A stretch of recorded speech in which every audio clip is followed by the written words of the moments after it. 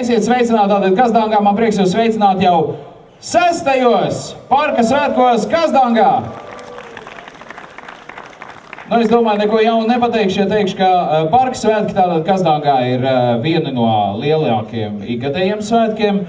Nu, varbūt, ka kādu šorīt lietas arī ir man nedaudz tā kā nobaidījis, bet es domāju, ka vēlāk apmeklētājs skaits un arī viesi jau būs pamodušies te no tuvējās apkārtnes un sabrauks arī uz Kazdangu šodien. Un līdz ar to varēsim teikt, ka apmeklētāju skaits šiem svētkiem ar katru gadu kļūst arvien kuplāks. Ja šie ir 6, tad īstenībā ļoti vienkārši aritmētika 2007. gadā, kad tika rīkots Eiropas kultūras mantojuma dienas, tātad vēsturiskie parki un dārzi, un kopš šī laika svētki ir auguši un kļuvuši tātad par tradīciju tieši šeit. Esiet sveicināti 6. parku svētkos. Šogad ir mazliet savādāk nekā pagājušo gadu.